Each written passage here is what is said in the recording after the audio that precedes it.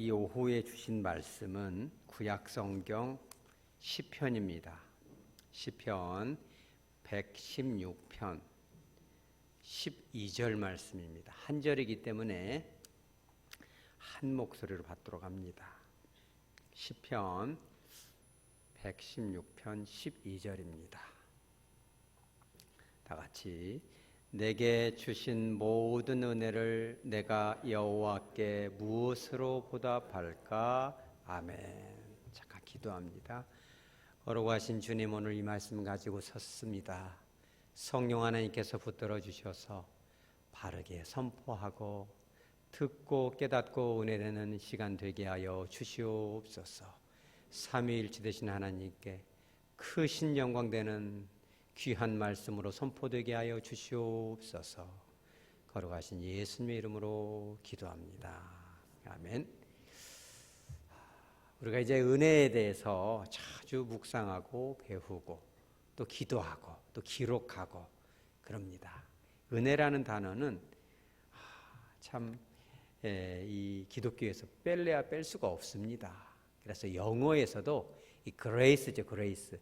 이 그레이스에서 파생된 단어가 어마어마합니다. 이거 하나만 배워도 단어가 보통 20-30개는 외워질 정도로. 이번에 제가 독서를 하면서 깜짝 놀랐습니다. 이 은혜로 살아가는구나. 은혜라는 단어, 이것이 과연 무엇인가? 오늘 이 116편은 저자가 분명하지 않지만 많은 신학자들은 다윗이 자기 아들인 압살롬의 반란을 피해 도망가면서 썼을 것이다라고 대부분 확신을 합니다. 맞는 것 같습니다. 그런데 오늘 이 12절을 주변으로 보면은 이게 은혜구나. 여러분, 은혜가 뭔지 깨달으시기 바랍니다. 또 우리가 은혜를 받았다면 어떻게 살아야 되는가? 아주 간단하지만 귀한 교훈을 주고 있는 것입니다.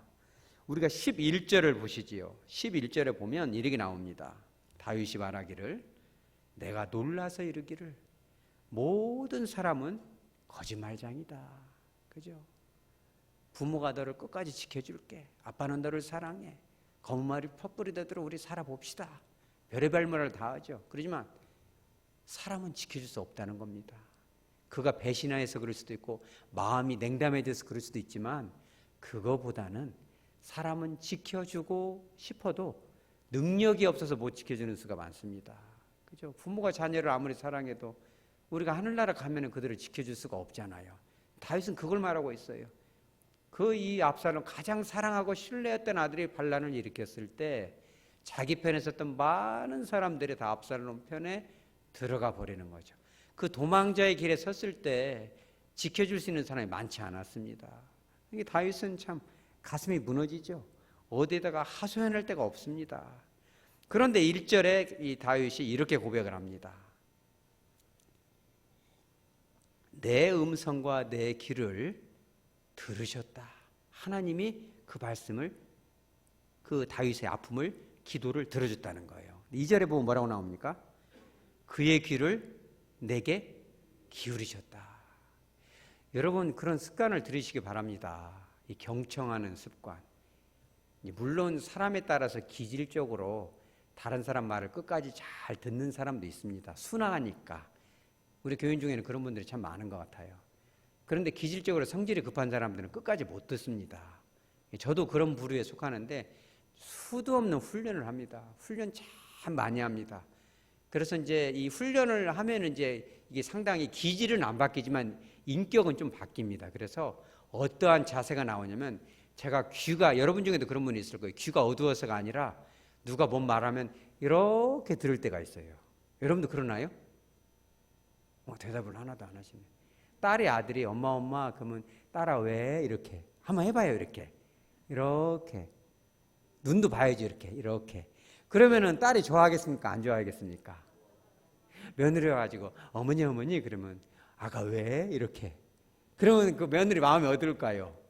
그렇죠. 이게 이 자세가 뭐냐면 뭐래도 네가 뭘 잘못했어도 내가 다 빠짐없이 들어주겠다 이런 표시 아니겠어요? 그러면 그 사람 마음이 얼마나 좋겠습니까, 여러분? 제가 엊그제 이제 어느 그 방송 매체를 보면서 그런 얘기를 하더라고요. 그분이 간호사인데 어렸을 때부터 사랑을 많이 못 받았어요. 집안이 어렵고 그런데 옛날에도 보면 아들은 사랑하고 딸은 조금 냉담하고 이런 것이 있잖아요. 그러니까 이 아이가 항상 집안이 어렵고 그러니까 나라도 엄마를 기쁘게 해드려야 된다. 이런 중압감 때문에 공부를 진짜 열심히 하고 뭔 말 시키면 금방 다 하고 말을 안 해도 뭐가 필요한지 금방 압니다. 그래가지고 밥 먹고서는 금방 물 떠오고 벌써 이렇게 밥 먹고 이렇게 뚫려면 벌써 물 떠오고 뭐 이런 정도가 되지 않겠습니까? 공부도 어마어마하게 잘했습니다. 그런데 실력 점수가 나오는데 의대에 들어갈 점수가 나왔어요. 그럼 어디로 가야 돼요? 의대 가야죠. 근데 안 갔습니다. 왜? 엄마 아빠 고생할까 봐. 그래서 전액 장학금 받고 간호대를 갔어요. 참 너무 가슴이 아픕니다. 그런 애들, 우리 교회에 그런 애들 있으면 우리 교회 장학금으로라도 주시기 바랍니다. 아이, 그런 사람들을 키워야죠. 너무도 이렇게 마음이 애잔한데 부모가 그럼 되겠습니까? 근데 그 아이가 얼마나 의대를 가고 싶었겠어요. 점수가 나왔는데. 어렸을 때부터 말을 하면은 들어주면은 했겠지만 말을 해도 아가 왜 이렇게 들어주면 말을 했겠죠. 이 귀를 기울인다는 것은 굉장히 중요한 겁니다. 이게 커서도 부모와의 관계뿐만 아니라 친구 사이의 관계에서도 항상 보면 자기 주장을 못해요. 눈치를 봅니다. 관계가 깨질까 봐 늘 노심초사하고 배려를 하는데 진심으로 하기도 하겠지만 이게 참 사람이 이게 그렇습니다. 그런 걸 또 교묘하게 이용해 먹는 사람들도 있잖아요. 타고난 그런 맹수기 지르는 사람들 조종을 합니다. 그런 거를. 근데 하루는 이 사람이 이제 왜 상담을 하냐면 그 사건 때문에 그랬어요. 간호사들이 이제 아침 새벽부터 일을 하잖아요. 막 응급 상황이 터지고 막 에머전시가 터지고 막 심장마비가 오고 그러면 밥 먹을 새가 없죠. 어디서 심장 막 이러고 있는데 밥이 목구멍으로 들어갑니까? 한 끼도 못 먹고 이렇게 집에 터덜터덜 오는데 착잡하죠. 근데 이렇게 봤더니 떡볶이집에 떡볶이 자기가 좋아하는 떡볶이가 딱 있어요. 막 거기다가 치즈를 적당히 섞어서 매웁도 짜도 함께 잘했는지는 모르지만 그거 딱 1인분 남았길래 딱 사서 집에 왔는데 친구가 항상 그 시간에 잠자는 시간이에요. 딱 먹으려고 했는데 마침 안 자고 있어요. 가가. 그러면서 하는 말이 야 누구야 너 어떻게 알고 사왔어? 야 너 내 진짜 친구다. 그러니까 딱 가가 하는 말이 굳이 내가 너 주려고 사왔지 이러면서 주고 그래, 너는 안 먹어? 그때 나 배불러. 쏙 들어가 버려요. 어렸을 때부터 그런 짓을 합니다. 방을 딱 문을 닫았는데 뱃속에서 요동을 쳐요. 꼬르륵 꼬르륵 소리가 나는데 한 번도 그런 적이 없는데 눈물이 툭툭 떨어져요. 내가 왜 이렇게 살아왔을까? 내가 도대체 왜 사는 걸까? 응? 그죠? 여러분 얼마나 참 가엾습니까? 그래가지고 그분이 이 신학대학교의 교수님이자 목사님인 그분한테 상담을 받으러 왔다는 겁니다. 여러분 자녀들의 음성을 좀 들어주시기 바랍니다. 여러분 이렇게 한번 해봐요. 이렇게 한번 해봐요. 이렇게 한번 해봐요. 이렇게 좀 들어주세요. 이렇게 우리 교회에도 성도들이 와서 뭐라고 말하고 집사님은 어쩌다 여기까지 오셨어요. 그랬더니 아무개 교회에서 이러저런 이래서 마음이 상했어요. 아이고 그래요. 아이고 그랬군요. 이렇게 들어줘야 돼. 그걸 평가하고 말이요.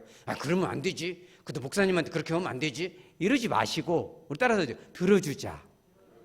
이게 지금 이게 그 말이에요. 2절에 그의 귀를 내게 기울이셨으므로 사실은 다윗이 죄를 졌습니다. 바세바 사건 때문에 지금 벌 받는 거예요. 다윗도 알고 하나님도 알고 다 알아요. 그럼에도 불구하고 하나님이 너놈 자식 네가 그랬으니까 죄는 용서하지만 죄값은 치러야지. 따끔하게 맞자. 지금 그거 아닙니다. 다윗이 아이고 주님 아파요. 주님 아파요. 그럼 귀를 기울여주는 겁니다. 그러니까 다윗이 하는 그 모든 신음과 탄식을 여호와께서 사람은 거짓말쟁이지만 여호와는 그거를 다 들어주니까 다윗이 너무나 마음이 좋은 것입니다. 3절에서 그렇게 얘기하죠. 내가 환난을 만났는데 또 뭘 만나요? 슬픔을 만났다. 여러분 살려보면 슬프지 않습니까? 아까 그 여학 그 간호사처럼 밥 먹다 보면 나도 모르게 서러워서 눈물이 나지 않나요? 눈물에 그 젖은 빵을 먹어보지 않은 자고는 철학을 논하지 말고 인생을 논하지 말라고 하잖아요. 밥을 먹다 보면 좀 서러워서 내가 도대체 어떻게 살아왔을까? 열심히 살아왔는데 이게 도대체 무엇인가? 그럴 때 있잖아요. 그런데 그런 슬픔을 만났을 때 그죠? 다윗은 가서 고할 때가 있었어요. 아버지 내가 이렇게 마음이 슬프고 왜 이렇게 오늘 마음이 짠할까요? 그러면은 여호와께서 뭐라고 그래요? 은혜로우시며 5절에 의로우시며 뭐가 많으시다? 긍휼이 많으시다. 다른 사람 같았으면 에이 집사님 그러니까 벌 받았구만 회개해 이렇게 얘기하겠지만 여호와께서는 그 얘기를 다 들어주시고 품어주시고 비록 내 눈에 보이진 않지만 꼭 안아주시잖아요. 그죠? 그러면서 6절에 딱 고백을 하죠. 여호와께서는 누구를 지킨다? 순진한 자를 지킨다. 여러분 주위를 둘러보세요. 우리 성도님들 좀 순진해 보이나요? 그죠? 우리 교회는 순진한 사람들이 많아졌으면 목사님 보면 좀 순진해 보여요? 여호와께서는 누굴 지키신다? 순진한 자를 지키는 겁니다.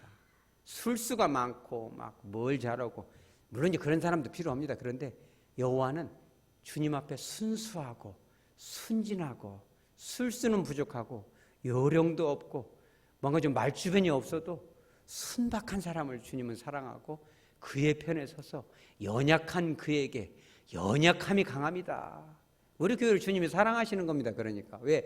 순진한 사람이 많잖아요. 얼마나 좋습니까? 그러니까는 그것을 이 다윗이 다 경험을 합니다. 그러면서 오늘 하는 고백이 12절입니다. 내게 주신 모든 은혜를, 여러분 은혜가 뭔지 알아요? 은혜가 뭡니까 도대체? 은혜가 뭐냐면 은혜가 주어졌을 때 여러분에게 주님이 은혜를 주시지 않겠습니까? 그럴 때 아, 은혜를 주셨구나라고 깨달아지는 게 은혜입니다. 좀 어려워요? 여러분 진짜 축복이 뭔지 압니까? 축복이 주어지잖아요. 그럼 하나님이 나한테 축복을 주시는구나라고 얼른 깨달아지는 것이 그게 축복입니다. 왜 그런 얘기를 하냐면 하나님이 저와 여러분에게 정말 말로는 형용할 수 없는 놀라운 축복과 은혜를 줘도 아, 은혜가 왔는지를 못 깨닫는 사람이 되게 많습니다. 큰 복을 받고도 복인지조차도 모르고 맨 불평으로 일관하는 영혼들도 있다는 겁니다. 그래서 오늘 다윗이 뭐라고 합니까? 어떤 은혜라고 말하고 있습니까? 그렇죠. 모든 은혜. 다윗이 하나님이 주신 은혜를 다 깨달았을까요, 과연? 아니요. 못 깨닫는 은혜도 많았을 겁니다. 그렇지만 과장법을 사용해서 진짜 모든 은혜를 깨달았다면 거짓말이겠죠. 어떻게 다윗이 하나님이가 돼요? 못 깨닫는 은혜도 있었겠지만 모든 은혜를 기억하고 있다는 것은 하나님이 주신 은혜를 하나도 빠짐없이 하나님께 정말 감사하고 싶다라는 정말 그 열정이 담겨 있는 거죠. 여러분 그런 은혜를 지금 받고 있습니까? 깨달으시기 바랍니다. 깨달는 게 은혜. 저도 오늘 은혜를 하나 깨달았어요. 왜 그러냐면은 여러분들도 아들 키우기가 쉽으니까 딸을 키우기가 쉽으니까 둘 다 어렵지만 그것도 조금 더 어렵다면 보편적으로 아들이 좀 어렵습니다. 저도 딸들은 둘이 냈어도 손이 안 가요. 떼서 둬도 막 다 그냥 엄마 올 필요 없어. 밥도 우리들이 다 먹을게. 손이 안 가요. 그냥 오토매틱에 다 이렇게 자율주행 자동차 누워있으면 다 가 있습니다. 근데 아들들은 손이 많이 갑니다. 저는 우리 아들만 그런 줄 알았는데 얘기 들어보면 우리 아들은 그것도 양반이더라고요. 집집마다 이 아들들 우리 따라서 아들들 응? 아들들 그냥 참 금식도 많이 했습니다. 하나님 앞에 정말 진짜 마음을 찢어가면서 막 여기 주름살도 고로수도 생겼는지 모르겠죠. 제가 30대에 생겼어요. 이 주름살 이렇게 세로자가 이렇게 막 기도로 몸부림을 치고 막 그렇게 합니다. 새벽에 제가 한 번은 일곡동 일대를 새벽에 미친놈처럼 돌아다닌 적도 한 번 있어요. 아들 찾으러 다니느라고. 정말 그런데 참 은혜가 뭐냐면 하나님이 그런 사실은 감동을 주셨거든요. 네가 내 자식 돌보면 내가 네 자식 돌보겠다. 그런 음성을 들었거든요. 제가. 이게 뭐 참 위험하긴 합니다. 근데 신령한 세계는 어떻게 말로 못하는 거예요. 여기 있는 내 자식을 저는 예전에 그 산골짜기 다람쥐같이 전도로 다닐 때도 그런 음성을 많이 주셨어요. 네가 내 자식을 돌보면 내가 네 자식을 책임질 거야. 정말 저는 그런 확신이 있었어요. 근데 아무리 봐도 우리 자식들을 책임지는 것 같지가 않아서 되게 실망도 많이 했어요. 그랬으면 일곡동을 미친놈처럼 돌아다녔겠어요. 제가 새벽에. 그런데 중학교 3학년 때 사춘기가 오니까 그냥 장난이 아니에요. 무슨 뭐 어디 가서 나쁜 짓 하고 이래서가 아니라 그렇게 감정이 상합니다. 그냥 밥맛이 떨어지기를 턱 떨어져가지고 벌써 우거지상이 됩니다. 이것이. 그런데 이제 지금에 와서는 참 감사한 것이 그 어디 산 정상에가 이제 부대에서 이 뭐 총 막 따발총 있잖아요. 그런 거 비행기 잡는 그거 하거든요. 얼른 생각이 안 납니다. 방공포대가 있는데 그 한 두어 달 됐나요? 엄마 좀 외박을 뭐 나와야겠어. 외출을 나와야겠어. 뭐 하여튼 이랬어요. 그러는데 한 주 미뤄야겠어 그래요. 그래서 왜 그러냐 그랬더니 그 부대가 그 목사님이 이렇게 올라옵니다. 산 꼭대기까지. 그 예배를 드려주는데 교인이 한 4명 되어요. 많으면 7명. 엄마 내가 그 찬양인도 하니까 이번 주에 뭔 행사 있으니까 오지 마. 오지 말고 교회를 섬겨야겠어. 할렐루야. 여러분 자녀가 제일 기쁜 것은 아까 전에 우리 임동택 장로님 점심시간에 고백해서 참 기분이 좋았습니다. 예수를 잘 믿는 것이 가장 기쁜 건지 믿으시기 바랍니다. 너무너무 기쁜. 그래서 제가 아까 깨달았어요. 이게 은혜라는 거. 왜 그러냐면 중학교 3학년 때 그렇게 참 갈등이 있고 가도 힘들고 나도 힘들고 그냥 오지게 힘드니까 너무너무 그냥 어쨌든 이가 부득부득 갈리기도 하고 그래요. 그런데 그때 우리 애찬이를 거의 성가시를 쓸 텐데 잘 돌보고 했던 담임선생님이 한 분 계시거든요. 음악을 좋아하고. 근데 그분이 참 언제 한번 좀 사례를 해야 되는데 그분이 몇 주 전에 우리 수요 기도회 때 옆에 있는 그 김성민 장로님 말하자면 숭일중학교 교감 선생님하고 같이 따라와서 피아노 친 분이 그분이 믿으시기 바랍니다. 할렐루야. 얼마나 감사한지. 그러니 얼마나 그 애들을 위해서 기도해 줬겠어요. 너는 예수님을 찬양하라고 줬는데 어찌 그렇군. 근데 그것이 은혜가 끝난 것이 아니더라고요. 왜 은혜냐면 우리가 애초에 이제 광주에 11년 전에 이사를 왔는데 일곡동에가 이제 우리 애찬이가 4학년 때거든요. 애찬이가 막 광주로 이사 안 간다고 막 그러고 나는 죽어도 남원서 살고 남원을 내가 벗어나지 않겠다고 나는 딱 꿈이 남원이니까 건들지 말라고 막 이랬거든요.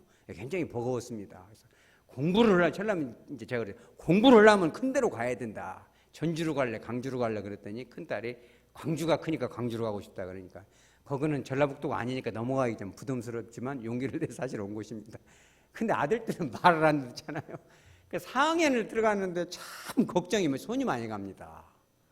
늘 기도가 되죠. 하나님 우리 애찬이를 애찬이를 어쩌면 좋지. 기도 참 많이 했습니다. 그런데 이제 막 애찬이랑 이제 카톡을 좀 했거든요. 그런데 애찬이가 그 이제 사춘기가 막 올랑말랑 할 때 그 담임 선생님이 한 분 계세요.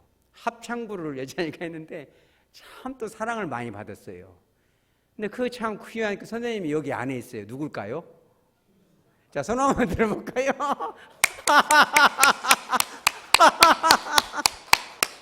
할렐루야! 자, 이 은혜입니까? 은혜 아닙니까? 여러분, 오늘 오전에 베드로한테만 임합니까?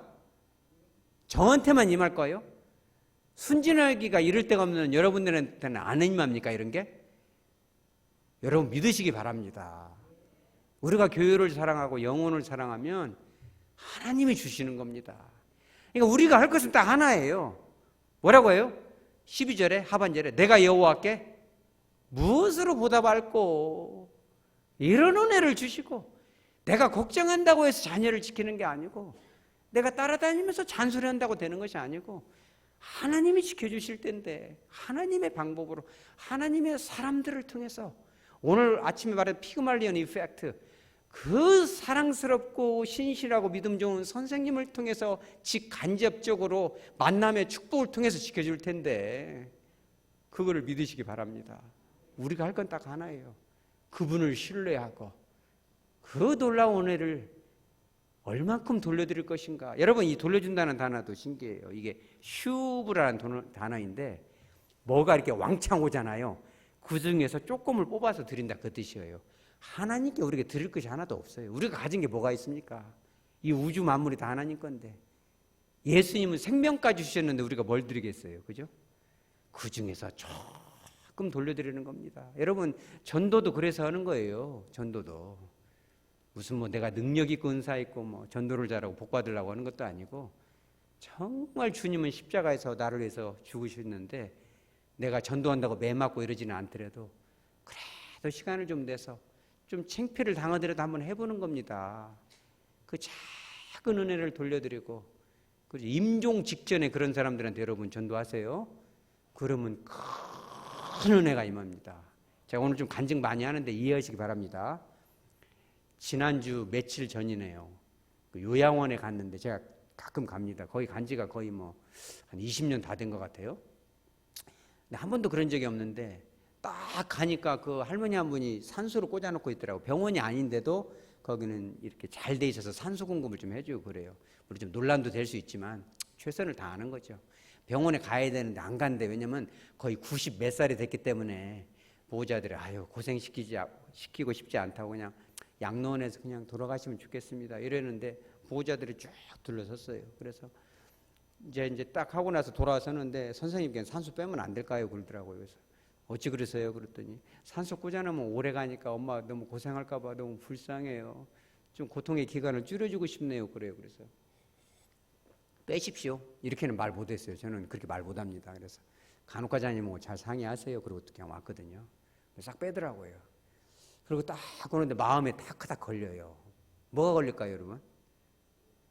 뭐가 걸려야 됩니까? 전도를 해야죠. 근데 간호과장이 지금 퇴근을 해야 되거든요. 근데 제가 좀 늦었어요, 그날. 전도한다고 하면 얼마나 짜증나겠어요. 그래서 제가 발도 묻고 돌아오는데 차를 딱 열라고 하는데 마음이 너무 안 좋아요. 야, 이놈아, 너는 내 은혜로 천국도 가고 목사도 되고 내가 이렇게 은혜를 주는데 그거 말 못하냐? 네가 말해가지고 저 사람 천국 갈 수도 있는데 네가 그거 말 못하냐? 이런 생각이 딱 드는데 예, 주님하고 뒤로 돌아서 다시 갔어요. 그 보호자들이 둘러섰길래 제가 그랬어요. 제가 어머니 그 마지막 가는 길에 천국으로 가게끔 좀 도와드리고 싶은데 그 원하시면 해드리겠다고. 여러분 꼭 요청을 해야 돼요. 그랬더니 다 불교예요, 불교. 근데 딱 한 분이 천주교더라고요, 그 여자분이. 깨우뚱 그래요, 천주교니까. 그러더니 자기 남편한테 물어보겠대요. 남편은 뭐냐고 했더니 남편은 또 개신교고 그 희한하더만요. 남편은 또 교회에 열심히 다니는 집사님이요. 저를 한참 보더니 오라고 그래요. 그래서 가서 딱 할머니를 보고 간절히 기도했어요. 말을 못해요. 귀는 듣고 눈은 깜짝깜짝하는. 그래서 마음으로 따라서 하시라고. 그래서 예수님이 십자가에 피를 흘리셨는데 이제 마지막 순간 천사들이 데려올 거라고. 꼭 예수님 믿으셔야 된다고. 제 눈을 똑바로 보시라고. 몇십 년 후면 저도 천당에 가는데 저를 만나게 되실 것이다고. 할머니가 알게 모르게 지금 보고 있는 딸들 자녀들에게 지은 줄까지 예수님이 다 가져가셨노라고 하면서 간절히 기도하고 그리고 딱 하고 돌아서는데 너무 마음이 시원해. 눈물이 나요. 아, 네가 그래도 받은 은혜가 많은데 네가 목사인데 그래도 그 조금을 우리 따라서 하죠. 돌려드리는 거예요. 그 조금을 돌려드리는 겁니다. 얼마나 마음이 깊을까 모릅니다. 여러분 말씀을 정리하도록 합니다. 우리가 은혜 말 많이 합니다. 근데 진짜 은혜는 뭐냐면 은혜가 왔을 때 그게 은혜로 깨달아지는 게 은혜입니다. 우리가 영적으로 열어만 져 있으면 얼마나 큰 은혜를 우리가 순간순간 받고 있는지가 느껴집니다. 여러분 밥을 먹다가도 눈물이 어떨 때는 떨어져야죠. 그죠? 이 밥, 어떤 아이들은 이 밥 못 먹고 죽은 애들도 있는데 그래도 따순 밥을 내가 먹는구나. 그래도 내가 북한 안 태어나고 남한에 태어나서 이렇게 흔적만점 먹을 것이 많구나. 그래도 내가 가고 싶을 때 교회 와서 예배 드리는구나. 여러분 은혜가 되지 않습니까? 오늘 어떤 권사님이 그러더라고요. 설교 듣기 전부터 눈물이 난대요. 할렐루야. 은혜인 겁니다, 여러분. 얼마나 큰 은혜입니까? 그 은혜를 우리가 깨달으시기 바랍니다. 그 은혜를 체험했다면 그 은혜의 일부를 그냥 주님께 돌려드리는 거예요. 다 돌려드릴 수도 없어요. 큰 받은 은혜가 너무너무 많기 때문에 그래요. 그거를 주님께로 돌려드리고 때로는 마음의 감동이 오면 교회 앞에도 우리 성도들 앞에도 조금씩 돌려드리는 거죠. 때로는 밥도 한 번씩 사드리고 때로는 차도 한 번 사고 때로는 눈물 한 방울을 제일 소중한 게 그거 아닙니까? 우리 이제 그 다음 주면은 여기 뒤에 한번 뒤에 보세요. 우리 교회 고3이 몇 명입니까? 따라서 이제 한 명이잖아요. 우리 은빈이. 우리 따라서 은빈이 위해서 기도하세요. 우리가 말로는 뭐 차세대 뭔 세대 하지만은 잘 갔다 오라고 말이요. 마음에 감동하면 그냥 찹쌀떡도 딱 해서 축복의 문구를 하시고 요즘은 카톡으로 다 됩니다. 이게 엄청 편리한 시대를 살고 있어요. 여러분 무엇보다 기도해 주세요. 왜? 우리가 받은 은혜가 너무 많으니까 그 중에 아주 조금을 돌려주는 겁니다. 그러면 그것이 얼마나 정말 하나님 앞에도 기쁨이고 교회도 살아나고 말이에요. 얼마나 그것이 기쁜 겁니다. 그런 은혜를 경험하고 주님께 돌려드리고 교회를 살리고 영혼들로 하여금 삶 맛이 나게 하는 세상을 만드는데 조금이라도 기여할 수 있는 저와 여러분의 아름다운 삶이 되어지기를 주 예수 그리스도 이름으로 축복합니다. 아멘.